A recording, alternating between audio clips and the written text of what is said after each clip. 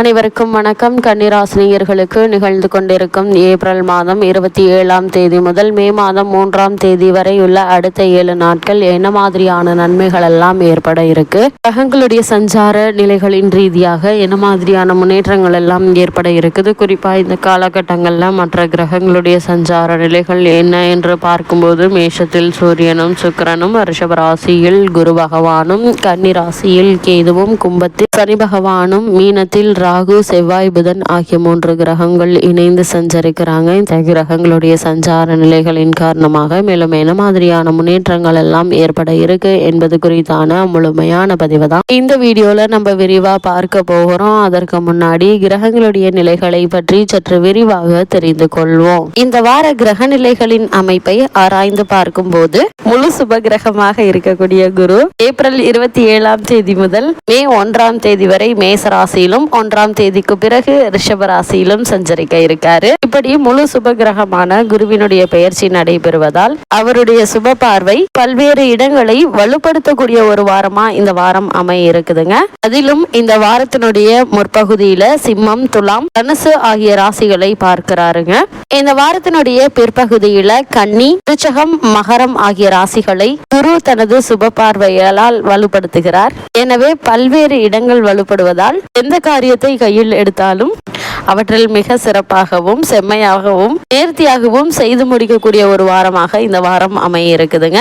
அதற்கு முழு சுப கிரகமான குரு பகவான் பக்க உறுதுணையாக செயல்பட இருக்காருங்க. முதலும் முடிவுமான சூரியன் தனது உச்ச ராசியில் உச்சம் பெற்று சஞ்சரிக்கிறாருங்க. இதன் காரணமாக இவ்வளவு நாட்களாக தடைபட்டு வந்த அனைத்து காரியங்களும் துரிதமாக நடைபெறுங்க. அதே போல ஆரோக்கியத்தில் ஏற்பட்டு வந்த தொல்லைகள் நீங்கி ஆரோக்கியத்தில் நல்ல ஒரு முன்னேற்றம் ஏற்படுங்க. உஷ்ண கிரகமான சூரியன் வலுப்பெற்றிருப்பதால் உடலில் ஏற்படக்கூடிய ஆரோக்கிய தொல்லைகள் குறையுங்க. புதிய வாய்ப்புகளும் அரசாங்க ஆதரவுகளும் கிடைப்பதற்கான சாத்தியக்கூறுகள் அதிகம் இருக்குதுங்க. ஆளுமையும் அதிகாரமும் நிறைந்து கிடைக்கக்கூடிய யோகத்தை உச்ச சூரியன் வாரி வழங்க இருக்கிறாரு. சுக்கிரனை பொறுத்த வரைக்கும் உச்ச பெற்ற சூரியனுடனும் குருவுடனும் இணைந்து சஞ்சரிக்க இருக்காரு. உச்சம் பெற்ற சூரியனுடன் சுக்கிரன் இணைந்திருப்பதால இந்த தருணங்கள்ல பல்வேறு பணிகளை பிரம்மாண்டமாக செய்து முடிக்கக்கூடிய ஒரு தருணமா இந்த வாரம் அமைய இருக்குதுங்க. ஏனென்றால் இந்த வாரத்தை பொறுத்த வரைக்கும் குரு சுக்கிர யோகம் நிறைந்து கிடைக்க இருக்குதுங்க. எனவே பல பணிகள்ல இந்த வாரத்துல சிறப்பாக செய்து முடிப்பதற்கான சாத்தியக்கூறுகள் அதிகம் இருக்குதுங்க. வருமானத்தை உயர்த்தி கொள்ளக்கூடிய வாய்ப்புகள் கிடைக்குங்க. குடும்பத்தில் சுப நிகழ்வுகள்ல ஏற்பட்டு வந்த தடங்கல்கள் தாமதங்கள் விலகுங்க. கலைத்துறை மற்றும் அரசியல் துறைகள்ல உள்ளவர்களுக்கு எதிர்பாராத பொறுப்புகளும் நிறைந்த வாய்ப்புகளையும் கிடைக்கக்கூடிய யோகத்தை சுக்கிரன் மற்றும் சூரியனுடைய சஞ்சாரம் தெளிவுபடுத்துதுங்க. கலைத்துறையில் உள்ளவர்களுக்கு நல்ல ஒரு வரவேற்பு மக்கள் மத்தியில் கிடைக்குங்க. உங்களுடைய திறமைக்கு அங்கீகாரம் கிடைக்கக்கூடிய வகையில் பல புதிய வாய்ப்புகளும் சந்தர்ப்பங்களும் கிடைக்கக்கூடிய ஒரு வாரமா இந்த வாரம் அமைய இருக்குது. பூமிகாரகன் மங்களகாரகன் என்று சொல்லக்கூடிய செவ்வாயை பொறுத்த வரைக்கும் ராகுவுடன் இணைந்து மீன ராசியில் சஞ்சரிக்கிறாரு. வித்யாகாரகராக இருக்கக்கூடிய புதனும் ஆகிய 3 கிரகங்களும் இணைந்து குருவினுடைய ஆட்சி வீடான மீன ராசியை வழிபடுத்தக்கூடிய வகையில் அமைந்திருப்பதால் புதிய அசையும் மற்றும் அசையா சொத்துக்களை வாங்கி மகிழ்வதற்கான சாத்தியக்கூறுகள் இந்த வாரத்தில் அதிகம் உண்டுங்க. ஏனென்றால் செவ்வாயை பொறுத்த வரைக்கும் சனி பகவானை விட்டு விலகி வந்திருப்பதே முன்னேற்றத்திற்கு ஒரு சிறந்த பலனா அமைய இருக்குது. இதில் இருக்கக்கூடிய சிக்கல் சனி பகவானை விட்டு விலகிய செவ்வாய் ராகுவோடு வந்து இணைந்திருக்கிறாரு. சனியை ஒப்பிடுகையில் ராகுவினுடைய சேர்க்கை பரவாயில்லை என்று சொல்லக்கூடிய வகையில் பல சிறப்பான பல வாய்ப்புகள் கிடைக்கக்கூடிய ஒரு வாரமாக இந்த வாரம் அமைய இருக்குதுங்க. வித்யாகாரகரான புதன் நீச்சம் பெற்று சஞ்சரிப்பதால் மாணவ மாணவிகளுக்கு கல்வி சம்பந்தமான விஷயங்கள்ல சற்று எச்சரிக்கை தேவை என்பதை புதனுடைய நீச்ச சஞ்சார நிலை அறிவுறுத்துதுங்க. மற்றொரு நிழல் கிரகமாக இருக்கக்கூடிய கேது புதனுடைய ஆட்சி வீடான கன்னிராசியில் சஞ்சரிக்கிறாரு. இதனால் பல தடைகள்கள் நீங்குவதற்கான யோகம் உண்டு. ஒரு சிலருக்கு ஆன்மீக பயணம் சென்று வருவதற்கான வாய்ப்புகள் உண்டு என்பதை கன்னிராசியில் சஞ்சரிக்கும் கேதுவினுடைய நிலை உறுதியளிக்குதுங்க. ராகு மற்றும் கேதுவை பொறுத்த வரைக்கும் தன்னுடைய பாதையில் பாதி தூரத்தை கடந்துவிட இருக்கக்கூடிய இந்த நிலையில எதிர்பாராத பல முன்னேற்றங்களும் ஏற்படுவதற்கான சாத்தியக்கூறுகள் அதிகம் இருக்குதுங்க. நிச்சயமாக இந்த காலகட்டங்கள்ல பல தடைகள்கள் விலக இருக்குது. சந்திரனை பொறுத்த வரைக்கும் சாதகமாக வலம் வருகிறாரு. சந்திரனுடைய அமைப்பின் காரணமாக எடுக்கக்கூடிய காரியங்கள்ல காரிய வெற்றியும் பல நன்மைகளும் நிறைந்து கிடைக்கக்கூடிய ஒரு வாரமா இந்த வாரம் அமைய இருக்குது. இந்த வாரத்தை பொறுத்த வரைக்கும் சந்திரனுடைய இந்த நிலையினால எந்த ஒரு காரியத்தை எடுத்தாலும் தடை இல்லாமல் சிறந்த முறையில் செய்து முடிக்கக்கூடிய ஒரு வாரமா இந்த வாரம் அமைய இருக்குதுங்க.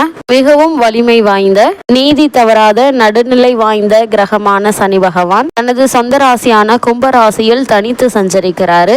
ஆட்சி பலம் பெற்று சஞ்சரிக்கிறாரு. கும்பத்தில் சனி பகவான் சஞ்சரிக்கக்கூடிய இந்த காலகட்டங்கள்ல குடம்குடமாய் நன்மைகளை வாரி வழங்குவார் என்பது ஐதீகமாக பார்க்கப்படுதுங்க. அது மட்டும் இல்லாமல் குருவினால் ஏற்படக்கூடிய மாறுதல்களும் என அனைத்துமே தனது வாழ்வில் இருக்கக்கூடிய சிரமங்களை அனைத்தையும் எதிர்நீச்சல் அடித்து வெற்றிகரமாக நன்மை நிறைந்தவையாக மாற்றிக்கொள்ளக்கூடிய யோகம் நிறைந்த ஒரு வாரமாக இந்த வாரம் பார்க்கப்படுதுங்க. சனி பகவான் ஆட்சி பலம் பெற்றிருப்பதால் உத்தியோகம், தொழில் மற்றும் வியாபாரத்தில் புதிய வாய்ப்புகளும் லாபம் நிறைந்து கிடைக்கக்கூடிய யோகத்தை சனி பகவான் கொடுக்க இருக்காருங்க. இப்படி நவகிரகங்களுடைய அமைப்பு இருக்க இந்த வாரம் சாதகமான நன்மை நிறைந்த நிகழ்வுகள் என்ன, சாதகமற்ற நிகழ்வுகளாக எவையெல்லாம் அமைய இருக்கு என்பதை விரிவா பார்க்கலாம்.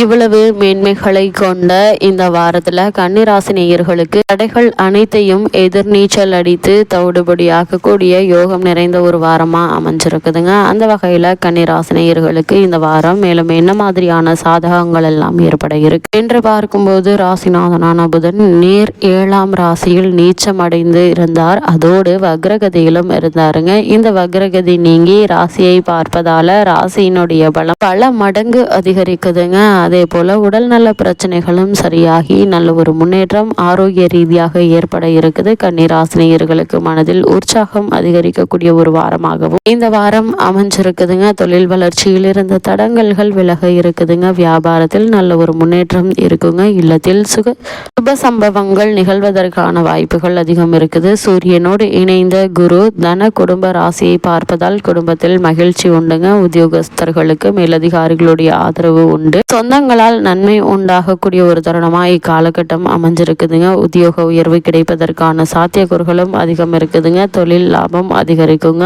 ஆடை ஆபரண சேர்க்கை ஏற்படக்கூடிய ஒரு தருணமா இந்த வாரம் அமைஞ்சிருக்குது என்பதை கிரகங்களுடைய சஞ்சார நிலைகள் தெளிவாகவும் உறுதியாகவும் எடுத்து காட்டுதுங்க. கன்னிராசினியர்களை பொறுத்த வரைக்கும் இந்த வாரத்தில் மேலும் என்ன மாதிரியான விஷயங்கள்ல நீங்கள் கவனமாக இருக்க வேண்டும் என்று பார்க்கும்போது, இந்த வார ஆரம்பத்தில் செவ்வாய் சனி தொடர்புகள் உடன்பிறப்புகளுடைய வழியில் சில பிரச்சனைகளையும் கருத்து வேறுபாடுகளையும் தரலாங்க. கடன் சுமையும் சற்று சிரமப்படுத்தலாங்க. சொத்துக்களை வாங்கும் போது விற்கும் போதும் மிகுந்த கவனம் தேவைங்க. அதே போல ராகு 7ஆம் இடத்திலிருந்து ராசியை பார்ப்பதால் கணவன் மனைவி இருவருக்கும் அவ்வப்பொழுது கருத்து உரசல்கள் வருவதோடு உடல்நிலையிலையும் ஒருவர் மாற்றி ஒருவருக்கு பிரச்சனைகள் ஏற்படுவதற்கான சாத்தியக்கூறுகள் இருக்கு என்பதால் உங்களுடைய உடல் ஆரோக்கியத்திற்கு கவனம் செலுத்துவது மிக மிக அவசியம் என்பதை கிரகநிலைகள் மீண்டும் மீண்டும் உங்களுக்கு அறிவுறுத்துதுங்க. கன்னிராசினியர்களுக்கு கிரகநிலைகளின் ரீதியாக கூறப்படும் பரிகாரம் என்ன என்று பார்க்கும்போது, அம்பிகையை வழிபட நம்பிக்கை பிறக்குங்க. வாரந்தோறும் சனிக்கிழமை பைரவருக்கு தீபம் ஏற்றுங்க. எண்ணற்ற நன்மைகள் உங்களுடைய வாழ்வில் ஏற்படும்.